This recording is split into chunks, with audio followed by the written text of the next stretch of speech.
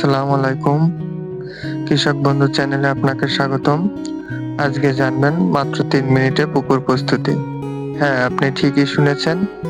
আজকের ৩ মিনিট ২২ সেকেন্ডের ভিডিওতে কিভাবে আদর্শ ও লাভজনক পুকুর প্রস্তুতি সম্পন্ন করতে হয় তা আপনাদের মাঝে আলোচনা করব। চলেন তাহলে আর দেরি না করে শিখে নেই পুকুর প্রস্তুতির সেই গোপন রহস্য। পুকুর প্রস্তুতি ২ ভাবে প্রস্তুত করা যায়। ১ শুকিয়ে, ২ পানি থাকা অবস্থায়। দুটো পদ্ধতিই আপনাদের সামনে তুলে ধরব। প্রথমে আসি পুকুর শুকিয়ে।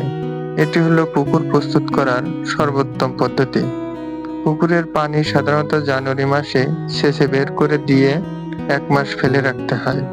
ভালো করে রোদে শুকিয়ে তারপর পুকুরের পাড়গুলোকে মেরামত করতে হবে। এরপর পাড় মেরামত করা হয়ে গেলে পুকুরের জীবাণুমুক্ত করার জন্য চুন প্রয়োগ করতে হবে। সবথেকে ভালো ফলাফল পাওয়ার জন্য পাথরের চুন শতক প্রতি ১ থেকে ১.৫ কেজি হারে প্রয়োগ করতে হবে। চুন প্রয়োগের ১ সপ্তাহ পর পুকুরে পানি ঢোকাতে হবে এবং প্লাঙ্কটন তৈরির জন্য শতক প্রতি ১০০ থেকে ১৫০ গ্রাম ইউরিয়া ও শতক প্রতি ৫০ থেকে ৭৫ গ্রাম টিএসপি সার প্রয়োগ করতে হবে। কিছুদিন পর পানিতে সবুজ রং ধারণ করলে পুকুরে পোনা মজুত শুরু করতে হবে। এতক্ষণ আমরা পুকুর শুকিয়ে পুকুর প্রস্তুতির পদ্ধতি আলোচনা করছিলাম।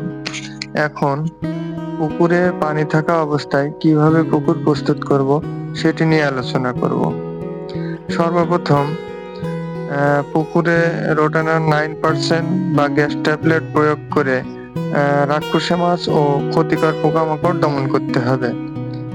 এর ১০ দিন পর ইস্ট, মোলাসেস আর চিটাগুড় মিলিয়ে প্লাঙ্কটন তৈরি করার জন্য এগুলো ধাপে ধাপে প্রয়োগ করতে হবে, অথবা এগুলো আলাদা করে তৈরি করে নিতে হবে, তারপর প্রয়োগ করতে হবে।